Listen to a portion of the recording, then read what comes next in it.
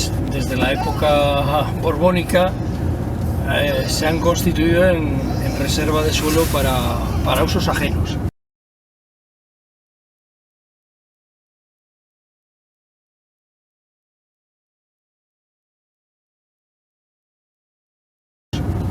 Básicamente primero fueron las maderas para navíos del rey y para la fábrica de cañones, para las ferrerías de la nobleza. Entonces eran dueños de la mayor parte de esas iniciativas.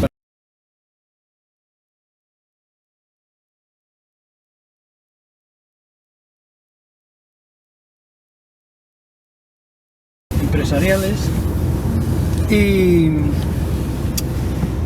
bueno, pues estos bosques pues fueron esquilmándose poco a poco hacia la derecha.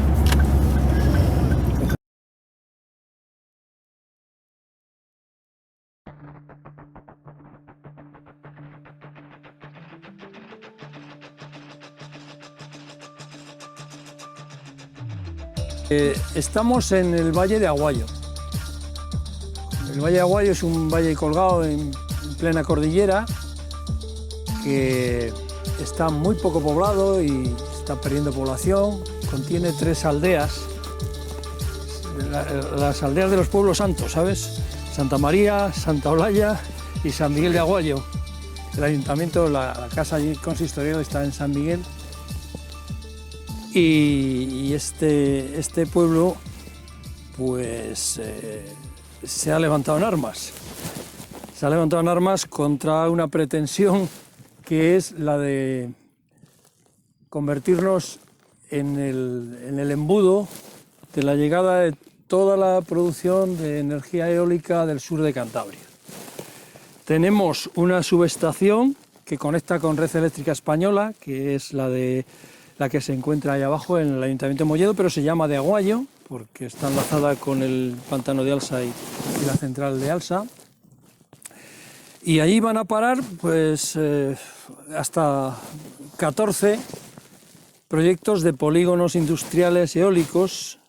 Y digo polígonos industriales porque eso van a hacer, convertir terreno rústico de pastos y leñas de administración y gestión local en pues zonas de producción industrial y de uso industrial, que son los macroparques, en manos de las grandes compañías y empresas eléctricas multinacionales, y nos hemos negado a hacer las concesiones porque necesitan la concesión de la propiedad.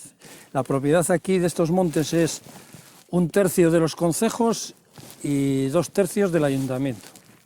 Y tanto el ayuntamiento, por mayoría, como el concejo que es propietario, el de San Miguel de Aguayo, en este caso por unanimidad, nos hemos opuesto a las concesiones. Esto se lo están intentando pasar por el arco de triunfo las compañías, cambiando las leyes, por los contactos que tienen con la administración regional, especialmente con el PRC. De tal manera que ya han cambiado alguna normativa para sortear la capacidad de bloqueo que tienen las administraciones locales. Esta es la guerra, digamos, que tenemos en este momento, o una parte de la guerra que tenemos en este momento, y andamos al pillo-pillo, básicamente. Tenemos conexión con una plataforma que es la plataforma de defensa del sur de Cantabria, y aunque no pertenecemos a ella, pero sí estamos en contacto, nos han asesorado, nos están ayudando, tienen un bufete de abogados también, que estamos recurso tras recurso en estos momentos. Luego también se creó una fundación para la defensa de la cordillera cantábrica, que a través de un crowdfunding, pues, que es lo que se lleva, pues está reuniendo dinero para meterles mano también. En ese caso han tomado el polígono del escudo, sí, le han tomado como bandera, como referencia, y están peleando por ello, apostando ahí. Y en esas estamos, en en esa guerra y en esas batallas particulares, ¿no? El pueblo, pues es un pueblo ganadero. Los pueblos son ganaderos y de jubilados, ¿vale? Sí. Un poco a medias. No ha tenido un desarrollo de otros sectores como han tenido otras zonas, como Campó o Cabuérniga o Liébana, que ya tienen un desarrollo turístico importante. Estas zonas no tanto o apenas, pero últimamente se están haciendo esfuerzos. Se están haciendo esfuerzos para, de alguna manera, desarrollar las fortalezas turísticas que puede tener, que son medioambientales, son de naturaleza fundamentalmente, aunque también hay yacimientos arqueológicos. Esto que hemos excavado en la Tejera se quiere poner en valor. Una cabaña hemos reconstruido en aquel monte que hay allí, que es el Monte del Agua, un hayedo impresionante de unos 7 kilómetros. Y cosas pequeñas, porque creemos que en los pequeños detalles está la ventaja de estas zonas, y queremos apostar por otro modelo también de implantación de las energías renovables, más en contacto con las comunidades locales y con los ayuntamientos.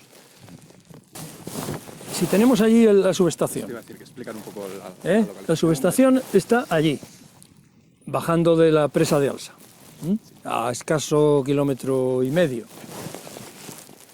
Y tenemos toda la zona, digamos que en el famoso mapa de Gochicoa nos aparece como óptimo para la localización de los polígonos industriales, pues es la zona sur, es decir, Campó, los 3 campos, 4, Valdeolea, Valderredible, toda esa zona hasta los límites con las provincias de Palencia y Burgos. cerca, ¿no? Cerca. Sí, es como un arco que se extiende desde Campó de arriba hasta Valderredible, dando la vuelta. Ahí estarían los polígonos industriales, digamos, los polígonos eólicos, pero como en un cono o como en un embudo que conduce todos ellos aquí, a este valle, ¿vale? Entonces necesariamente tienen que colocar una serie de subestaciones auxiliares de cada uno de los polígonos. Uno va ahí, encima de aquella pradera de Gandarías, una subestación del polígono de la Coteruca, que viene de Campó arriba. Todo este cono o embudo, desde aquí sería el vórtice, digamos, hacia el sur, exigiría la construcción no solo de los propios polígonos con sus aerogeneradores, vías de servicio y conexiones, etcétera, sino también subestaciones auxiliares que se conviertan en nodos que empalmen cada uno de los parques, ¿no? Y supongo que de transformación también, ¿no? Para la transformación. Sí, cambian la potencia, sí, para poder enviar a la subestación principal. Entonces, allí va a haber otra ahí encima, pequeñas subestaciones, digamos. Transformadoras, sí, tienes razón. Esperemos que solo sea Iria. Eso, esperemos que solo sea Iria. Allí va a ir otra ahí encima, ¿Sí? y otra detrás. Y todas vienen, sí, el otro cordal que es aquel de allí, que se ve con aquellas nubes, y luego todo se conduciría junto a la subestación principal, que es la ampliación que están haciendo en Molledo, la subestación de Aguayo, la que hay de momento. Entonces todo va empalmando a través de nodos, pim, pam, para llevar todo al final a la conducción al mismo lugar, porque es lo que tiene conexión con la red eléctrica. O sea, que responde al ahorro de costes principalmente. Totalmente. Aquí han hecho unos trucos del almendruco las empresas. Hay una empresa aquí especialmente pirata, que es Biocántaber, que es una filial de Iberdrola, que tiene conexión directa con los consejeros, con el de Industria, con el de Medio Ambiente y con el de Obras Públicas. Esas 3 consejerías son, básicas aquí para entender por qué a Biocántaber le dejan hacer lo que está haciendo. Por ejemplo, ocultar la potencia real de producción de algunos parques, dividiéndolos como proyectos distintos, cuando luego resulta que vas al boletín y te encuentras los informes y demás de la tramitación, que es lo mismo y que de hecho es un corta y pega, hasta los informes de impacto arqueológico, medioambiental, etcétera, que has visto que es lo mismo y que al final resulta que es el mismo. Por ejemplo, todo el parque de la Costana y Campo Alto eran dos, Campo Alto por un lado y la Costana por otro, y como les han exigido la declaración de impacto ambiental reducir quitar algún aerogenerador, aunque les han dado el informe positivo, pues resulta que lo han reconvertido en uno, que es lo que era desde el origen, ¿eh? O sea, son muy filibusteros, ¿eh? Y luego esa misma empresa ha creado una empresa subsidiaria sin capital prácticamente de ningún tipo, que se ha instalado en sus oficinas en la población de Yuso. Se llama Iniciativa Sostenible, Iniciativa Rural Sostenible, me parece que es. Sí. Ya sabes, el nombre siempre es gringo así, ¿no? Y entonces, pues que dicen que es una medida que se va a vehicular a través de esa empresa todas las compensaciones a la población rural. Están buscando a ver quién necesita qué, llaman hasta por teléfono a las casas, dando información a veces bastante mal dada, engañosa.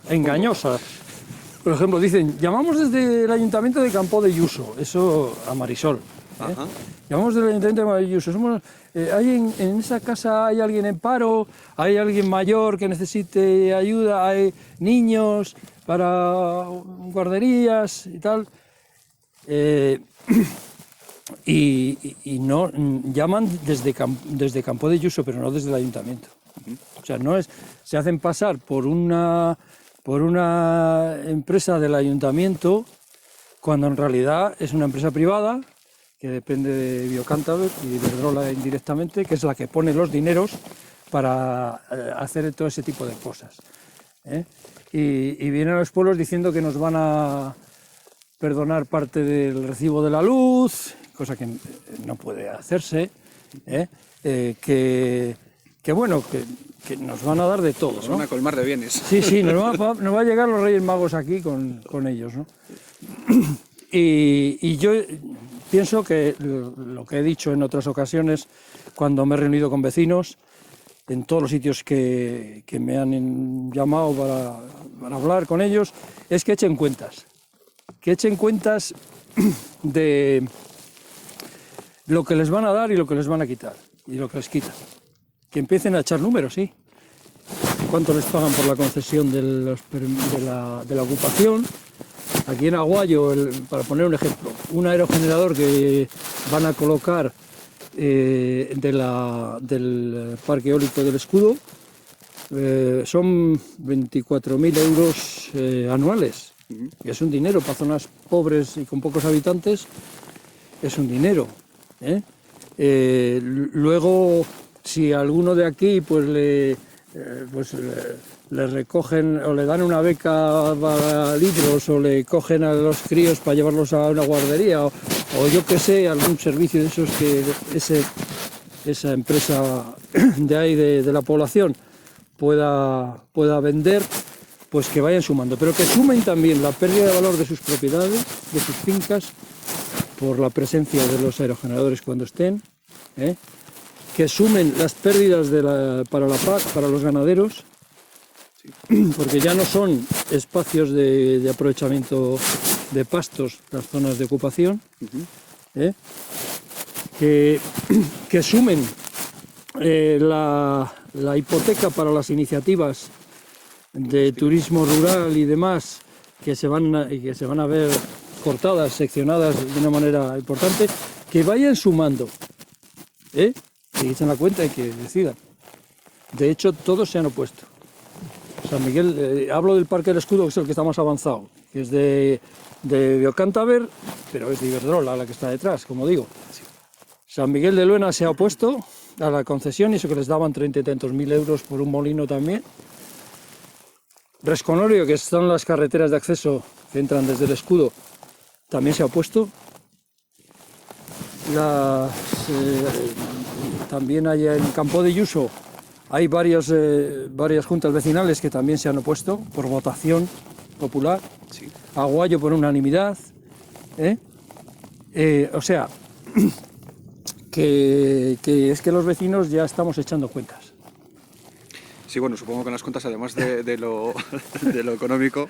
Sí, pero es que a veces es con lo que vienen, ¿no? Ya lo sé, efectivamente, Sí, es una hipoteca de futuro. es atacar. Pero eso es lo que vienen diciendo, nos damos dinero, nos damos tal. Sí. Digo, bueno, pues vamos a ver. Vamos a ver dónde está la supuesta ventaja económica. Eso es, vamos al asunto. Y, y luego la hipoteca no, futuro. Para mí lo más fundamental es la hipoteca futuro. Claro. Tienes toda la razón. Sí. O sea, para mí es que el desarrollo de estas comarcas que ya tienen especiales dificultades, lo que va a suponer eso es que pues en el futuro pues nadie querrá montar una casa de turismo rural en este sitio.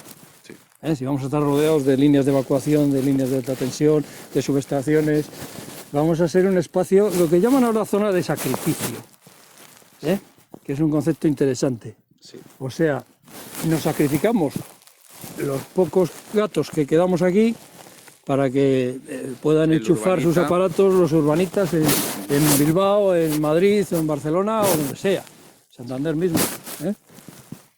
Bueno, igual hace falta, más allá de las comunidades energéticas a nivel local, igual hace falta para abastecimiento de la gran industria y otras cosas, igual hace falta macroproyectos también de producción grande, ¿no? Pero entonces póngase cerca, póngase en los polígonos industriales, que eso es lo que son. Sí, que no hay un cambio de uso, sino eso que es, ya que, está... que no haya cambio de eso uso. Sí que está sacrificado ya. Sí. Claro, o se ponga, no sé, en otros países han apostado por ponerlos en el mar, que tampoco lo veo muy bien, pero bueno, en el mar o en las autovías. Todos los bordes de autovías. Sí. Ya... Las microwind turbines, ¿no? Eso es, pim, y además hay modelos que tienen mucho menor impacto visual que estos. Aquí vamos a tener aerogeneradores en algunos de los parques, o mejor dicho polígonos, pues vamos a tener entre el ASPA y demás, entre 180 y 186 metros, me parece, de altura. Es que eso es una barbaridad. Colocarte 8, 9, 10 de estos a la vista, pues los que van allí en el polígono de la Costana Campo Alto, que están ahí al fondo, pues tienen, vamos a ver, tienen algo menos, tienen en total 160 y algún metros de altura.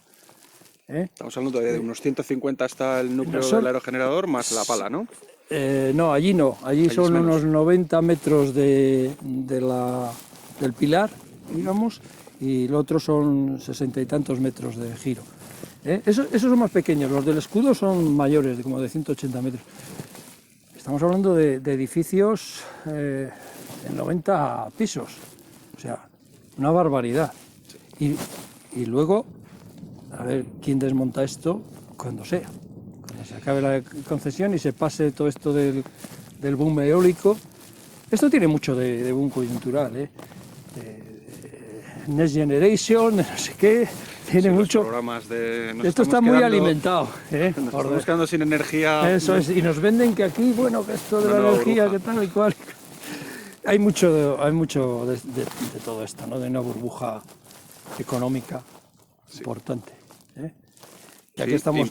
Otros impactos, no has hablado de las carreteras, que para la construcción del parque o del polígono, mejor, del polígono hay que abrir una herida, una cicatriz en la montaña de 12 metros de anchura. No, y hacer unos taludes en zonas con unas fuertes pendientes. No hay que contar solo lo que es para el paso de la maquinaria en construcción en periodo de obras. Hay que contar los taludes en las laderas y trincheras que hay que abrir, que en algunos casos llegan a los 26-27 metros de anchura. Solo en el periodo de construcción. Luego dicen que sí, que lo van a restituir, que lo van a dejar en una carretera de unos 6 metros de anchura, que ya es una carretera. Dicen que así los ganaderos lo van a tener mejor para ir con los todoterreno a ver lo del ganado. Yeah. Pero la verdad es que por sí mismas ya representan un impacto y una pérdida de suelo. Y aquí hay otro problema en las zonas estas de montaña, y es que estamos en zonas de turberas.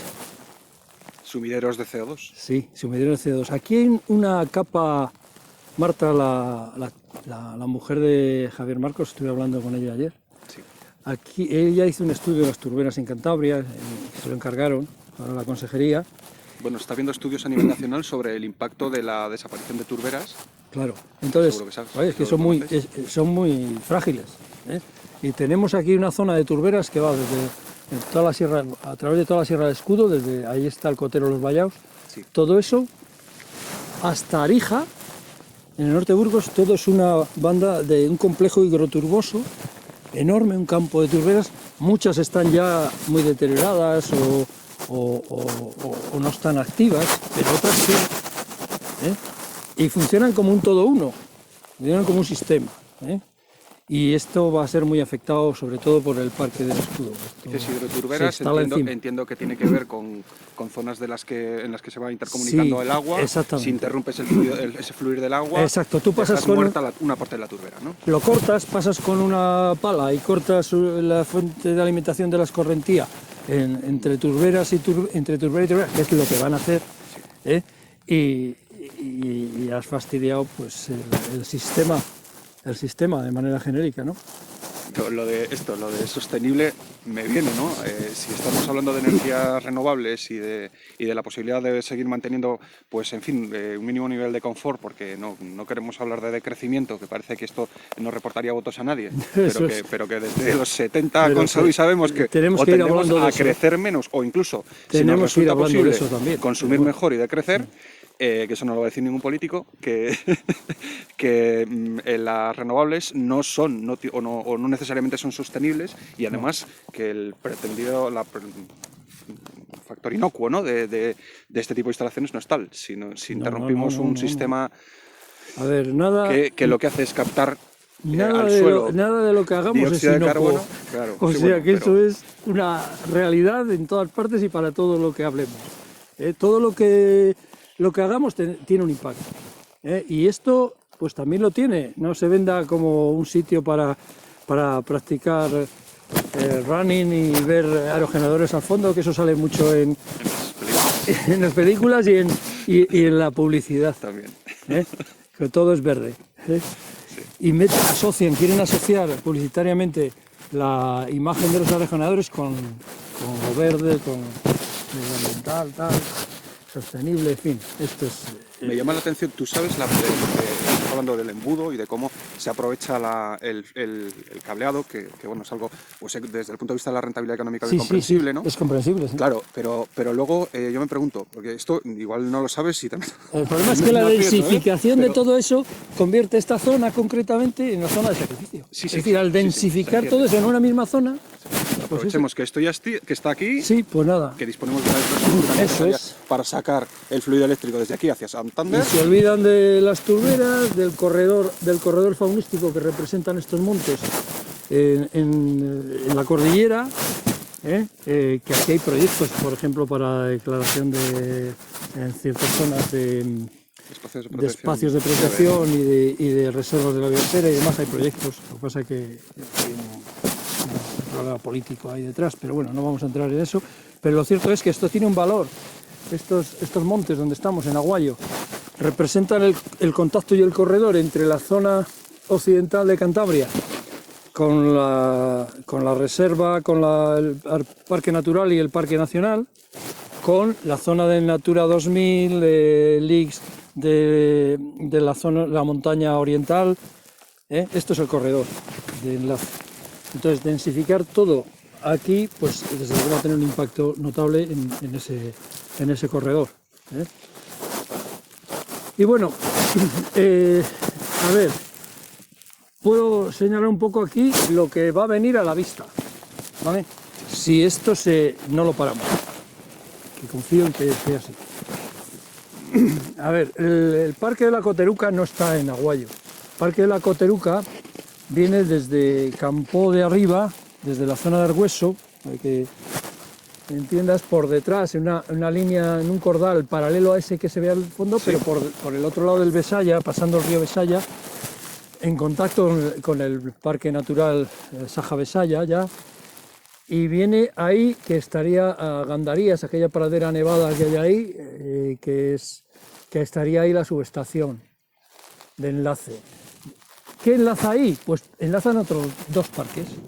El de Cerroairo, que está allá arriba, Cerroairo, arriba de todo, Sí. donde las nubes, allí, que está en Campo de en Medio, y el de Cuesta Mayor, que estaría justo aquí en el alto ese de Temuda, esa montaña blanca que tenemos ahí a la derecha, En la zona central. es zona esa que es como llana, Sí, sí. Sí. Eso es Cuesta Mayor, y ahí vendría otro parque. El de la Coteruca tendría, bueno, el proyecto tiene sobre 17, 18, no recuerdo exactamente, aerogeneradores, pero sería grande. Estos dos son más pequeños, pero en realidad es el mismo. Cerroairo tendría 4 aerogeneradores y Cuesta Mayor 6, me parece. Pero van a ser el mismo. Y todos esos van a la subestación que viene de la Coteruca, ahí, a la paradera de Gandarías. Y luego eso atravesaría el valle pues, en aéreo, por medio entre los pueblos, a 500 metros de San Miguel, por ejemplo, la línea de alta tensión ya, a enlazar con el de Alsa y el del Escudo para bajar a Mollero. O sea, atravesaría el valle por completo la línea de evacuación, de esos 3 parques. Luego, el que os he dicho varias veces allí atrás al sur, que es el de, que eran 2, creo que le han hecho 1, que es el de Campo Alto La Costana, o La Costana Campo Alto, me da igual, que sería ahí, que se evacúa por ahí encima, también a salir al mismo lugar. A la subestación que llaman de Alsa, que estaría aquí encima, en esta montaña enfrente. Sí. Ahí iría otro parque con 5 aerogeneradores, aquí encima, en este cordal, en este cordal encima de nosotros, ¿vale? Con su propia subestación para recoger también lo de la Costana Campo Alto. O sea, esos dos se reconducirían juntos luego a partir de ahí. Y luego la montaña que está cubierta de nubes detrás, ¿Sí? es otro cordal, que es el del Escudo, la Sierra del Escudo, que ahí es el macroproyecto más bestial, porque tenía 30 y tantos aerogeneradores, ahora en la DIA, en el informe de impacto ambiental, que se lo han dado positivo, le han exigido eliminar 3, pero por aquello de la afección a las aves, y 1 por las turberas, me parece, también, porque eso es una zona de turberas. Y luego nos queda el otro parque o polígono industrial, que sería el del Pico Jano, aquí encima. Este es pequeño, también me parece que son 4 aerogeneradores que irían aquí. ¿Tamaño? Grande. No, tamaño grande, sí, no, aquí son de 160 y tantos los más pequeños. Imagino porque es Sí, no, todos, no hay ninguno de menos de 160 metros de altura. Los hay de 180 y demás. Entonces, en fin, como uno puede ver, esto quedaría constreñido, rodeado, crucificado de pasos y de subestaciones, si esto todo se confirma, que ya se están dando pasos, ¿no? Algunos les están declarando la DIA, les está dando negativo, como es el de la Coteruca, por ejemplo, y otros les están dando de paz porque está por la linde del Parque Natural. Entonces, no le han dado positivo, se lo han rechazado. Lo pueden modificar, pero lo han rechazado. Otra cosa, el hecho de que alguno de los parques no se haga o no siga adelante la empresa o lo que sea, no significa que esa zona se libre. Esa zona todavía está como reserva de suelo, que yo llamo, para futuros proyectos. Es decir, sigue siendo zona donde cualquier otra empresa o esa misma puede presentar un nuevo proyecto a tramitación. De manera que ahora no cumplimos las condiciones, pero vamos a ver de qué manera poco a poco vamos sorteando los diferentes escollos que surjan. O renuncias o puede venir otra empresa por detrás. Ya. Esto también es una guerra empresarial, o sea que realmente, que esta zona de sacrificio lo seguirá siendo durante X, no sabemos. y no sé qué más contaros, porque ya he contado muchas cosas. En fin, insisto que esto hay que verlo como un paquete, junto con toda el área campurriana y bayuca. Sí. Lo que pasa es que todo tiene que confluir aquí. Esa es la cuestión. Sí, sí, se entiende. Mira, ahí, a ver, te digo, yo cosas por hacer un poco de pedagogía, porque pues habrá gente que no tenga probablemente ni idea que lo más cerca que ha estado de un molino, pues cuando ha pasado pues, por otros Sí. polígonos ya están construidos y donde la carretera pasa relativamente próxima y tal, y claro, el impacto que se ve, pues eso, que percibe el ciudadano es el impacto visual.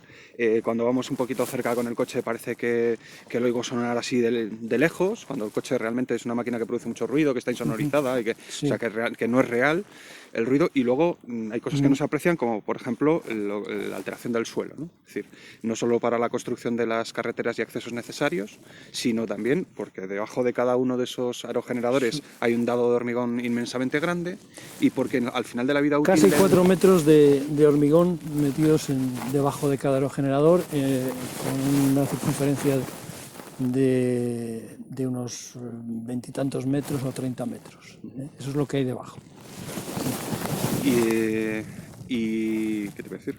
No, lo que dices, Aitor, supongo que tú has estado seguramente, si te gusta la montaña, pues habrás coincidido en alguna ocasión a pasar por debajo de un polígono de estos. Sí, sí. Yo he estado también en bastantes de ellos y realmente, a ver, el ruido, 1,5 km, 2 kilómetros, en determinadas circunstancias meteorológicas se nota. Cuando hay niebla, por ejemplo, se transmite más el sonido, se proyecta. Cuando hay viento que procede de la zona de cumbres, aquí el viento sur, por ejemplo, digamos que se proyecta más el sonido. Luego hay otros efectos menos conocidos. Por ejemplo, se incrementa mucho las posibilidades de incendios forestales, chispas, sí, no es el primer molino eólico que salen llamas y eso, o sea que eso aumenta las posibilidades. He recordado lo que te quería decir. Vale. Al final de la vida útil el molino eólico. Sí. Que lógicamente las aspas, el molino no hay ningún procedimiento para el reciclaje de las aspas que esté normalizado. Hay muchos problemas. Y que lo que se hace es enterrarlas. Eso es. A día de hoy hay mucho problema porque la mayoría de los materiales de los que se hace aparte del impacto en CO2 sobre la madera de balsa, con lo que se hace en algunas de las aspas o parte de las aspas, luego los metales, ya claro, así es igual. Pero el transporte, ¿qué? Sí, no, sí. Es que es así. Las 2 toneladas de neodimio necesarias para construir el... Eso, exactamente, ese metales que raros. Hay que remover una cantidad inmensa de... tierras raras, tal, esto para... Con lo cual, bueno, por eso es deslocalización de la contaminación, ¿no? Entonces, el eólico es magnífico, porque no contamina aquí. Aquí no nos contamina, que sí que contamina. Y luego, a ver, a las empresas se les está obligando a que presenten avales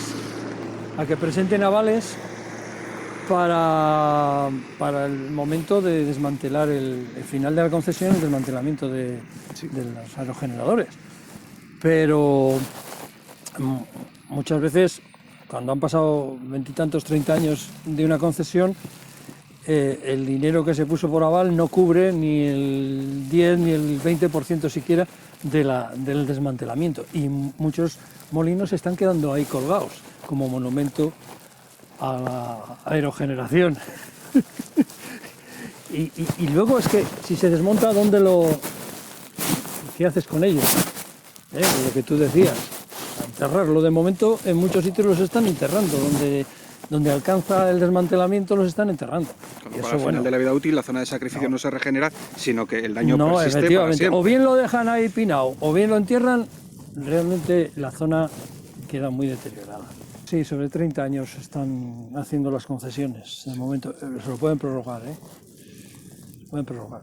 De todas formas, fallos y demás se han conocido en molinos en muy poco tiempo, Sí. Pero bueno, entran en llamas. Luego, hay otro efecto, aquí no sería muy importante, pero hay otro efecto en algunos sitios. aquí no, porque estamos relativamente lejos de donde va a haber, que es el efecto este de que está el sol por detrás y al paso de las aspas Sí. proyectan luces intermitentes sobre las casas, ¿no? Yo creo que aquí eso no tendrá mayor problema.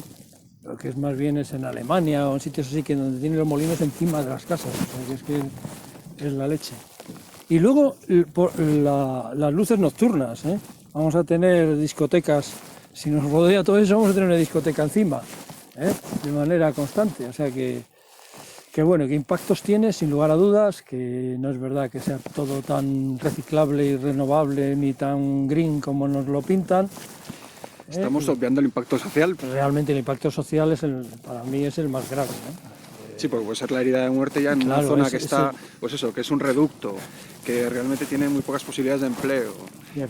Bueno, pues y esto ya es la puntilla, ¿no? Que si no le dejas la posibilidad a uno que tenga iniciativa, a un chaval de estos que tenga iniciativa, de poner una casa rural o de poner una fábrica de quesos, o lo que sea, o pues...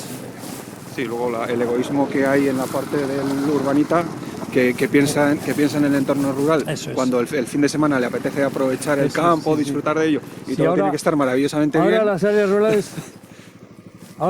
rurales se han convertido ya en espacios de ocio para...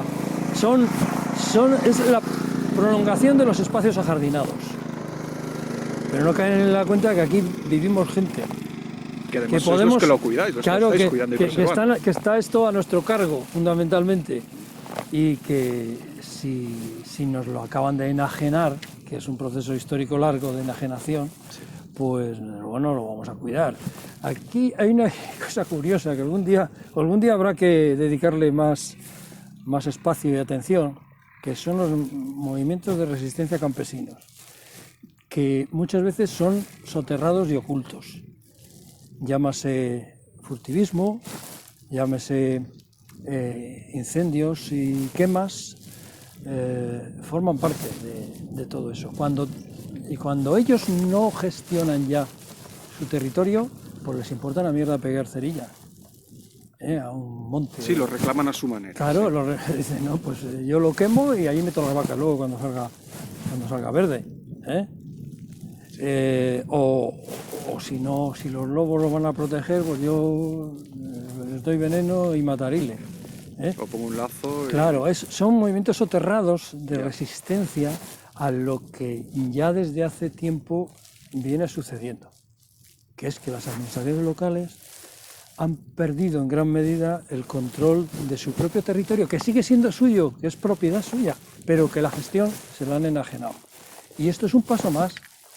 La industria en este plan es un paso más en eso.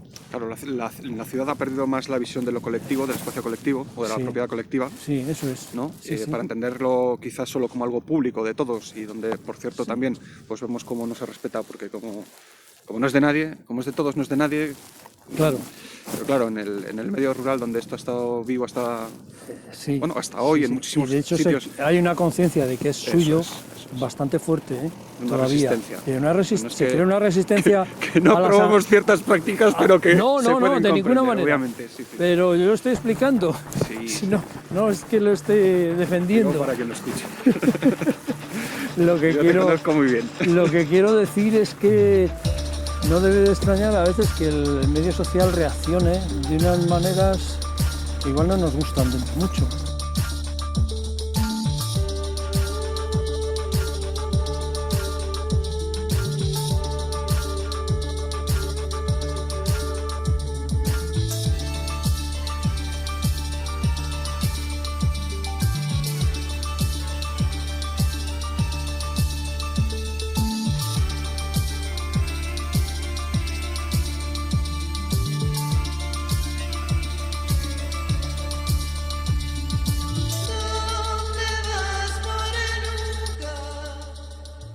Y seguimos en la posición centrada en torno al valle, ¿no? Son visibles de aquí pues prácticamente el 90% de la implantación eólica proyectada. Y sí que quisiera hablar un poco del impacto sobre el patrimonio cultural en términos genéricos. Realmente la mayor parte, el 90% del patrimonio que hay aquí es poco conocido o nada conocido, pero es un patrimonio importante. Y es el patrimonio relacionado con la vida y la historia tradicional de estos pueblos. Me refiero a patrimonio etnoarqueológico. Es un palabra así muy bestia, pero que es así. O sea, quiero decir, estoy hablando de restos de caleros, de chozas y cabañas, de corrales, de tejeras, de multitud de elementos, ollas de carbonero, que están presentes en todos estos montes y montañas y con una densidad notable, sobre todo en algunos lugares. Así, por ejemplo, ahí en Alsa, en este polígono que tenemos aquí detrás de nosotros, esta zona de montaña que va de Coterajidra a Coteralanchas en los Tubos, que va a haber creo que son cuatro gigantescos aerogeneradores de los más altos y cerca de 200 metros de altura, contando las aspas, como digo. Pues bueno, pues ahí enfrente tenemos un hito divisorio de gran tamaño. Los antiguos arqueólogos lo llamarían venir y a mí no me gusta el término porque ni lo fue. Es un hito divisorio de interés entre Campo de Yuso y Aguayo. Luego hay varias zonas con cabañas pastoriles, los cubos, las hayas altas, que recuerde yo, un calero en la ladera, un horno para hacer cal, y aquí mismo, sin llegarnos a la montaña, pero aquí mismo en el fondo del valle, tenemos dos tejeras, dos lugares de hornos tejeros, donde venían los tejeros asturianos en el siglo XIX y primera mitad del XX a fabricar teja, ladrillo y cal también. No hay testimonios, no está atestiguada que hubiera parte de la población local dedicada específicamente. No sabemos a ciencia cierta por toda la documentación que son de la zona de Llanes. Bueno, es cierto, si ahora recuerdo, es verdad. Sí. Se vienen de la zona de Llanes, hemos con contactado con la última familia que estuvo aquí, son de Ardisana, en el concejo de Llanes. Y bueno, pues todos estos son testimonios que son ya etnoarqueológicos, son en las ruinas y demás, pero que es un patrimonio notorio en este corredor montañés, que corre de este a oeste por toda la divisoria y que ponía en contacto las comunidades rurales de uno y otro lado de la cordillera. El contacto cultural hacía que muchas de las cosas que tienen un origen pues se extendieran por las demás. Es decir, hay un corredor pastoril impresionante desde el Alto Esla hasta las encartaciones de Vizcaya, que es muy desconocido, que yo en su día intenté que se tomara en cuenta en el plan de ordenación del territorio, ¿sí? Pero que como es poco conocido y poco valorado, aquí todo cuentan las casonas y la gran arquitectura y las iglesias y esas cosas, pues se le da un poco valor y lo tiene realmente, y lo tiene. Y luego hay otro patrimonio que ya está más vinculado a la arqueología más tradicional, que también está presente en las áreas de montaña. Sobre todo aquello que tiene que ver con la arqueología bélica, con la arqueología militar, a lo largo de toda la historia. Aquí se zurraron bien en el 36-37, por citar el último acontecimiento bélico, ¿no? Y está todo lleno de restos de trincheras, y de casamatas y demás. La retirada del ejército republicano en la bolsa de Valderredible y todo esto que quedó cerrada, se produjo por Aguayo, o uno de los lugares donde más se concentró, buscando la salida hacia Bárcena de Piedeconcha para coger los trenes en subida hacia Santander o hacia Asturias. Ajá. Por Torrelavega hacia Asturias también, en la retirada del ejército republicano y de las milicias, ¿no? Sí. Y bueno, de aquí hay testimonios de bombardeos, ahí arriba en esa cima, por ejemplo, hay huellas de bombas, explosiones de bombas. Esto yo recuerdo que me lo habéis comentado, igual que otras cosas que nos has contado. Que Sí, luego... hay, detrás de la iglesia del pueblo enterraron a varios milicianos que fueron muertos ahí por el bombardeo de la Legión Cóndor. Y luego la zona de la Sierra del Escudo también está llena de trincheras y demás. En el cotero de los Vallados que asoma allí, yo conozco una trinchera importante también ahí, que intentaron, se metió en la niebla el día 24 de agosto del año 37, cuando se produjo la ofensiva del ejército rebelde, pues se empezó a producir una retirada porque los embolsaron. Entonces esa retirada se produce en gran parte por aquí, hacia la estación de Bárcena, y como se metió la niebla, aprovecharon para intentar retener lo más posible. Ya no podían funcionar los aviones, que era el que les iba echando era la aviación, básicamente, porque el dominio de la aviación nacional era tremendo. Y bueno, intentaron hacer unas fortificaciones de retirada, digamos, de contención. Y todo eso allí, en el cotero de los Vallados yo conozco una trinchera muy grande, y hacia abajo también hay más trincheras de la estación. Y luego, por citar eso, la última fase, claro. Porque esto tiene precedentes y algunos históricamente muy relevantes, como son las guerras cántabras. Las guerras cántabras se producen por los mismos lugares. O sea, las ofensivas de una guerra de montaña se producen por los mismos lugares aquí, en Suiza y en todas partes. Y entonces, toda la Sierra del Escudo está llena, bueno, está repleta realmente de pequeños yacimientos, pequeños y grandes. Tenemos algunos castelli, tenemos, por ejemplo, el cóptero Marojo, etcétera, y tenemos, ha aparecido recientemente lo que con toda probabilidad sea un campamento legionario en Mediajo Frío, donde se van a instalar hasta 3 grandes, gigantescos aerogeneradores del polígono industrial del Escudo. Pues hay un campamento romano que ha aparecido en prospección aérea a través de la utilización de los procedimientos de LIDAR y demás, pues que se ve muy bien. ¿Confirmaste in situ? Sí, yo subí allí y lo pude confirmar realmente. Sí. Sé que la consejería ha dado un permiso de prospección y de intervención a una empresa que paga Iberdrola, es decir, que es una empresa que trabaja de parte, ¿vale?, para que haga el informe. Han pedido la prórroga porque los primeros resultados no han sido concluyentes, según ellos. Sí.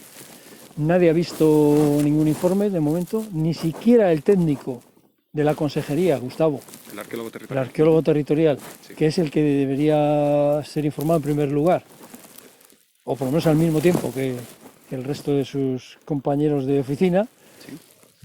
No conoce ese informe, no le ha llegado. Han pedido una prórroga, se supone que hará un informe final más adelante, sí, en este año 2023. Y en esas estamos. Yo creo que, bueno, ellos dicen que no tienen dinero, ni gente, ni nada, y posiblemente es cierto, claro. Pero deberían tener un equipo independiente, en mi opinión, que analizase eso. Y un equipo mucho más especializado, porque los que están interviniendo ahí son los de TANEA. Está compuesta de arqueólogos, sí, de la Universidad de Cantabria y algunos de adláteres, digamos, pero que no están especializados en la arqueología, eso, sobre todo en la tipología de yacimientos. Eso no es una ciudad romana, eso no es Julio Briganera parecido. Sí. Es un campamento militar de campaña durante un tiempo muy limitado en un verano, quizá 15 días, no sabemos, o una semana, o 5 días, no lo sabemos. Pero eso eran los campamentos de campaña, los Castra Estiva. Y ahí hay, en mi opinión, uno muy claro. Y es verdad que no muy bien conservado, pero en mi opinión lo hay. Y no... De momento ha habido una petición de declaración de BIC, de bien de interés cultural como yacimiento arqueológico. ¿Que habéis promovido desde aquí? Desde, el entorno? los ayuntamientos, lo hemos hecho a través de los ayuntamientos. Y sin embargo lo tienen metido en un cajón en la consejería, por las presiones políticas. ¿En qué fecha? ¿Sabes con qué fecha se hizo la solicitud? Hace ¿Aproximada? un mes y medio, una cosa así, Bien, bien. Ujú. recientemente. Pues supondría la eliminación, al menos la eliminación, si se declara bien de interés cultural con categoría de yacimiento arqueológico, como pasa en el Cincho y en otros que hay por ahí, pues supondría que al menos 3 de los aerogeneradores y todas las líneas, tanto de acceso como de evacuación, que no podrían pasar a menos de un... Porque no es solo la protección del yacimiento, es la protección de su entorno. Habría que delimitar un entorno de protección. Eso permite la interpretación del bien, etc. Claro, exactamente. Entonces, ¿qué pasaría? Pues pasaría que no podrían tocar nada de eso, ni el yacimiento ni el entorno de protección. Y está justo en el medio de del trazado, de las líneas y de todo, de líneas de evacuación, de accesos y de carreteras de servicio, etcétera, etcétera. Hay que modificar el proyecto. El Cantabria es infinita, pero no da para tanto. Eso es la cosa. Que también pasó con el molino de Vestas, ¿no? Sí, es que también pasó, cuando aquello también pasó, y es que, de todas formas, bueno, la situación política y en un momento además como este en el que estamos, pues no es la mejor para la protección de este tipo de cosas. De momento están haciendo oídos sordos y la empresa tira para adelante, ¿vale? En resumidas cuentas. De hecho, ya han pedido a los concejos y juntas vecinales permiso para hacer sondeos en este momento. Bueno, esa es otra. Bueno, o sea, también lo sabes, pero bueno, otros trabajos en los que he participado, no solo las declaraciones de impacto ambiental, sino los estudios de geotécnicos del terreno son un chiste. Es decir, un copia-pega terrible. Yo recuerdo un momento en el que nos hizo una consulta para instalar una antena de telefonía móvil que requería de un dado de hormigón como fundamento, como base, de 25 metros cúbicos.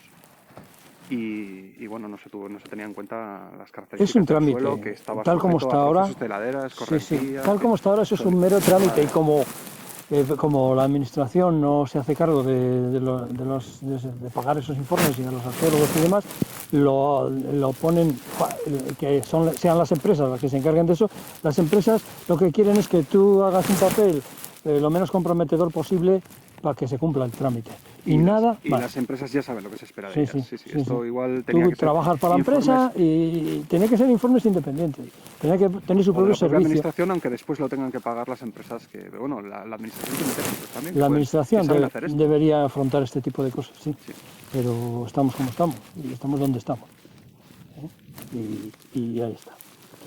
Ahí está. Yo en su momento, yo recuerdo la primera andanada de los eólicos, que fue pues a finales de los 90 y primeros 2000, que yo estuve colaborando con algún arqueólogo que hizo informes aquí arriba y todo esto, ¿no?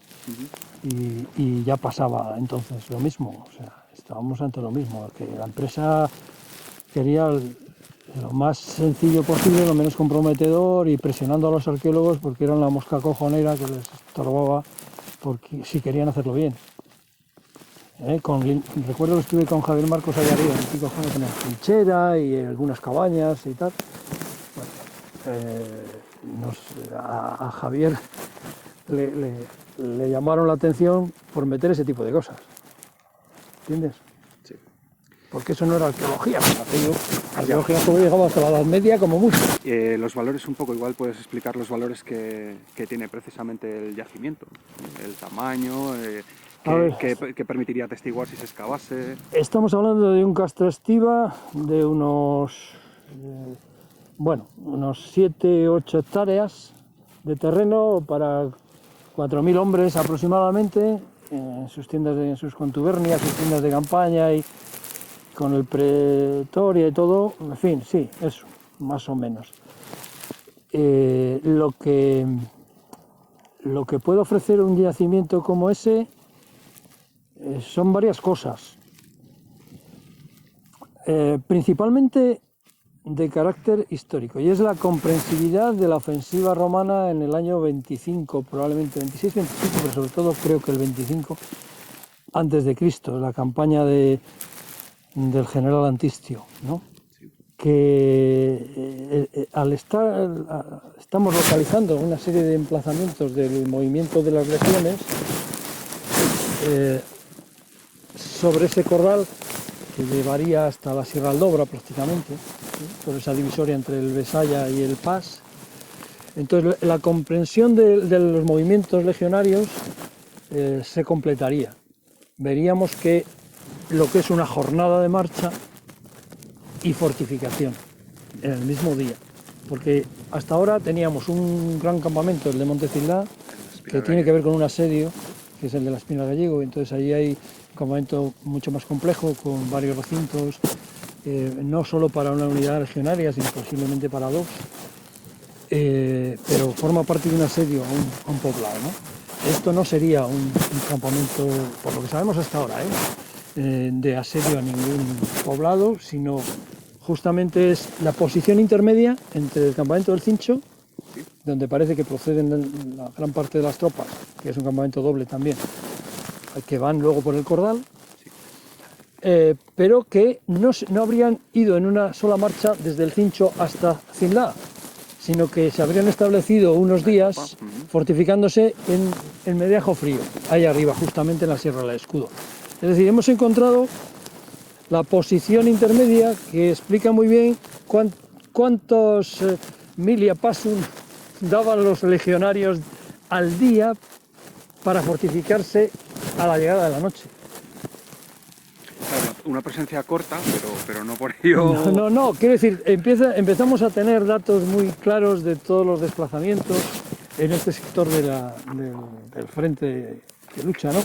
Luego, por una parte es eso, es ese conocimiento. Por otra parte, nos daría también la posibilidad de valorar de alguna manera, si eso se llega a intervenir de alguna forma el día de mañana, de valorar el tipo de restos materiales que nos ofrecen los campamentos, de manera complementaria a lo que ya conocemos. Es verdad que no son yacimientos ricos en materiales, son campamentos de campaña, que además se levantan destruyéndolo y llevándoselo todo en la medida posible, pero eso hace que cada campamento dé pocos materiales, aunque muy significativos, pero pocos. Entonces tendríamos pues más datos sobre materiales de la época de la ofensiva, de la época augustea, y sería interesante complementarlo. Creo que habéis localizado 3 líneas de Sí, de bueno, foso, es que ¿verdad? tiene dos cosas. Ese yacimiento son dos cosas, que igual no son ni contemporáneas, pero no lo sabemos. Uno es el campamento legionario del que estoy hablando, Sí. y otro es un castellum, que corona el campamento, en la posición que hoy reconocemos, con 3 líneas defensivos, 3 líneas de Ager y fosa sucesivos, y es pequeño, claro, como es un castellum de reducida extensión, y bueno, es muy posible, porque el modelo hasta ahora que conocemos es que una vez avanzado, producido el avance o tomada una posición, los soldados romanos dejaban guarniciones para proteger la línea de abastecimiento, las líneas de conexiones de abastecimiento por los cordales, para traer, pues hay que alimentar a los soldados, hay que llevarles pues el trigo, el vino y el aceite y las cosas, los animales, la carne, etcétera, y entonces dejaban posiciones fortificadas de pequeño tamaño a retaguardia. También supongo que ante un posible repliegue, aunque seguro que no no tiene parece, pero bueno. Luego servían para control territorial esos emplazamientos fortificados en alturas. Es un modelo que reconocemos en Bernorio, que reconocemos en Monte Ornedo, que reconocemos en la Cabaña, reconocemos en varios sitios. Parece que se produce siempre de la misma manera. Ahora, también es posible, insisto, que ese emplazamiento del Castellum está sobre el mismo campamento, sea testimonio de de una ocupación posterior. ¿Y con finalidad administrativa estás planteando? No, con finalidad de control territorial. O sea, lo mismo. Sí, el mismo modelo, ¿no? Que no Mantener pero que no, presencia quiero decir, no por construir evitar. a la vez el campamento y el castelo, sino que se construye el campamento. Cuando se avanza más adelante se hace el castelo. Es posible. Estas son hipótesis. Por eso es interesante el yacimiento también, porque nos permitiría responder a cosas como estas en el avance legionario. Que no tenemos, o sea, tenemos datos, pero nos vendría bien, ¿no? Pero bueno, sí que es verdad que el patrimonio cultural arqueológico es muy importante en las zonas de montaña también y hay que tenerlo en cuenta. Y aquí no se ha tenido en cuenta. Aquí se ha machacado. Guerra civil, guerras cántabras, patrimonio etnográfico ya arqueológico realmente, más que otra cosa. Todo esto se ha obviado. Estamos haciendo intentos, claro. valor y recuperarlo. Por supuesto. Que creo que hoy se ha construido también una cabaña por aquí cerca, ¿verdad? Ahí en el monte, ahí detrás, tenemos una cabaña reconstruida y bueno, ahí está la tejera. ¿Algún calero hay también? No, pero no se ha intervenido en ellos. Están localizados. Está localizado, sí. Hay tres caleros. Que es lo que está presión demográfica y también el cuidado de los vigilantes del territorio Antes de la playa. ha significado que esté ahí, que siga estando ahí. En otras Sí, zonas sí. En otras hubo zonas todo esto, pero se lo han cargado ya, de hecho. Es un patrimonio a tener en cuenta y de ahora en adelante cada vez más también. Y es una fortaleza de la zona, es una fortaleza que permitiría, mejor dicho, un desarrollo de otro tipo.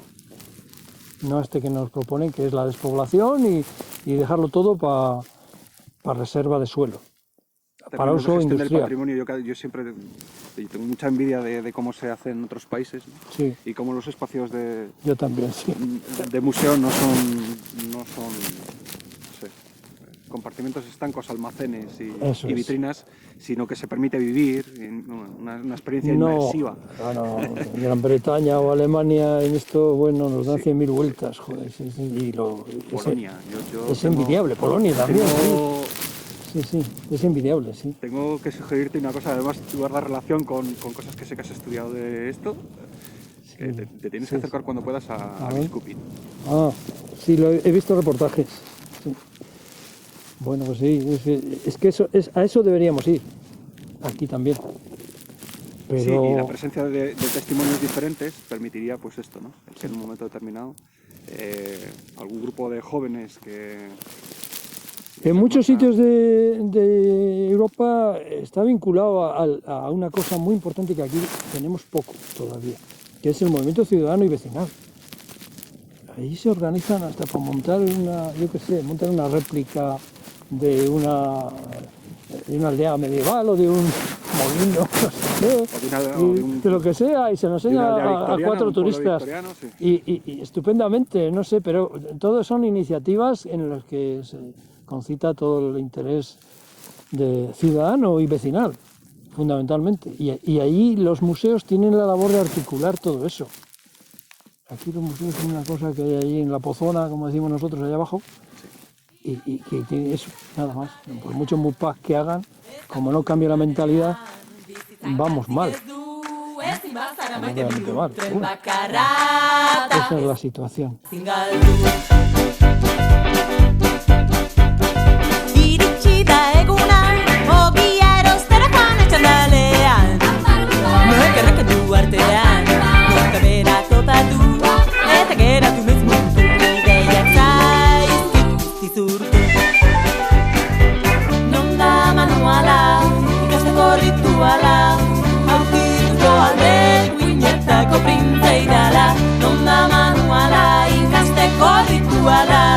Aurkituko alde ipuinetako printzeidala.